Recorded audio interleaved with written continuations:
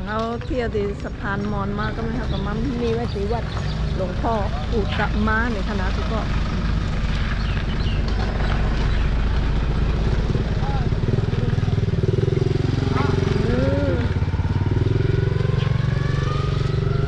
ก็ไปตีมาเที่ยวตีสะพานมอนเนี่ยก็มาวัดในแต่ก็ถึงในวันนั้นเขาว่าอันนี้ก็ติดเข้ากับด้วยตั้งในก่อนนะเข้าไว้ไปแสงลื่นแสงลื่นให้จือแสงค่ำเนี่ยก็ถูกให้จือว่าเหรอ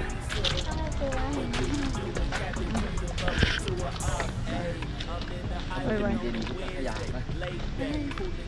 วัดเขาแบบวางน่ะนะกรุณาถอดหลวงข้าวถอดหลวงข้าวจะมาถอดทั้งไหน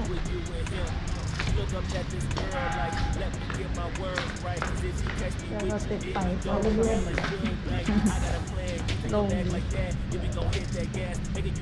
โอ้เขามาตั้งในเย็นแต่นี่ก็ลงมากเย็นมากเหมือนตั้งจมเตือนในน่าจะเป็นน้ำนะพี่ก็แต่ว่าตอนเหลียวได้แห้งแล้วแบบ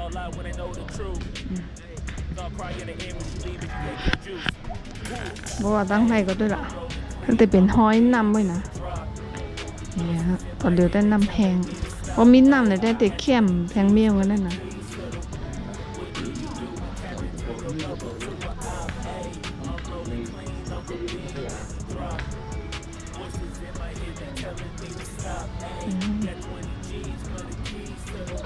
ตั้งหนึ่งก็จะเป็นเจ้งไหน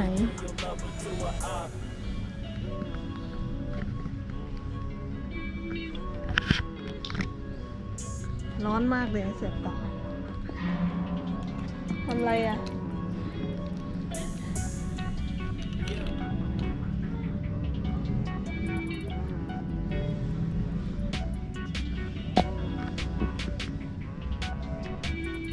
แต่มาบทในคำคุยกันนะทุกคนเอาปิกไว้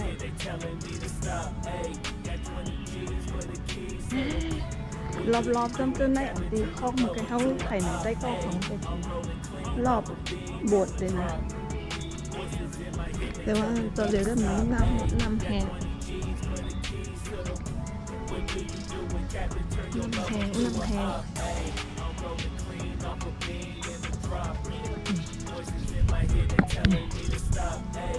เป็นนี้รอบ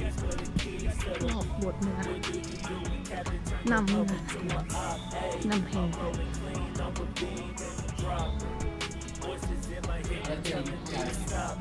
่นจะอยู่ทางนู้นอันนี้ก็เข้าไปมาหอบมันแบบต้องเดินเป็นเจดีย์พุทธคยาจะทิ้งสูงอยู่เขาเลยอันนี้ก็เอามารีบหอบมันเลยเห็นไหมติดลงไหวก็ใบก็คือหลวงพ่ออุตมะ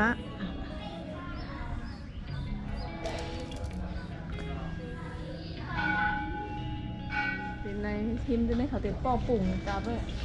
เป็นวัดอันตีเขาฟันเล่กันนะมือได้ทำได้กว่าวัดอันจุนนำนั่นสิก็แล้วว่าอะไรนั่นแพงนะนั่นแพงอันนี้โยเขาขึ้นมากกว่าไกลนั่นน่าจะเป็นอันไหนเนาะใช่ไหมอันเท่าขึ้นนะใช่เหรอที่เราอยู่ตอนนี้เนาะดูหล่อได้เท่มากเลยอันนี้เด็กเป็นวัดจมน้ำค่ะนะแต่ว่าป้อนน้ำแห้งก็ติหันจากไหนป้อนจมน้ำป้อนน้ำหนามามันก็เห็นแค่ตั้งหนึ่งน่ะนั่นเขาก็ติถ่ายไว้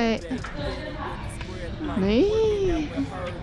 สะพานมอนเข้าไปนะอันนี้ก็น่าจะเป็นวิธีของชาวมอญนะทุกคน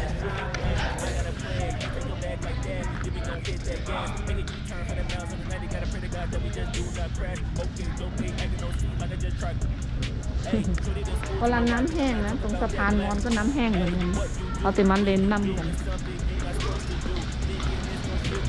ก็ติดยาวไหมเนี่ย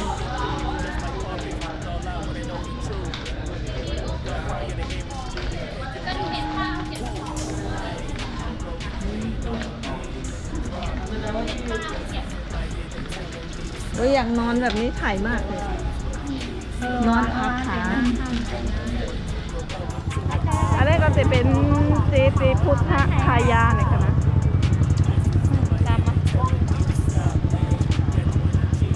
ตามมาเลย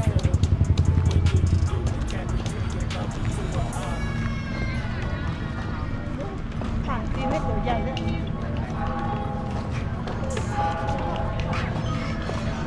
ทอดแค่กินกันเลยนะแล้วก็ปั่นข้าว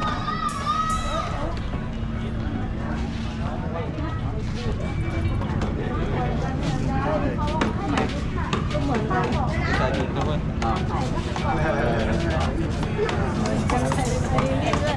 เบอร์เดียวกันคู่กันมานี้นี่เขามาเอา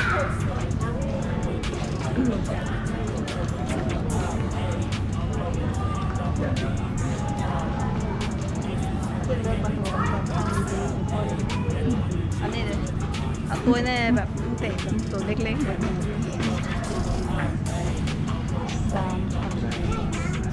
อันเดียวอยู่ 3ก็ต้องเอา3 อันใช่ไหมคะ3 อันเธอ ถูก นี่ 3 เทนหนึ่ง มันถามดอกพี่ เอาวัตเตทูบเผาแรมใหญ่ด้วยเนาะ นะคะละเซฟเอาสิ ใหญ่ๆหมอก็อย่าเอามา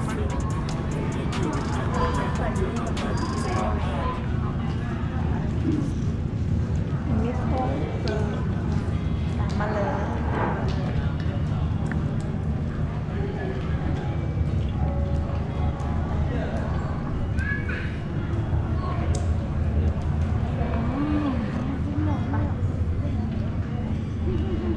เป็นหมอนเนี่ยเหมือนหอย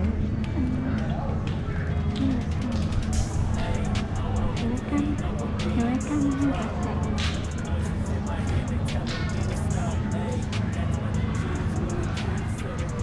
เห็ดพันองค์พันใจเห็ดพันใจไม่ใช่แล้วอันนั้นไม่ใช่ไปโอเคเราไปถึงกระลังหนึ่งครับ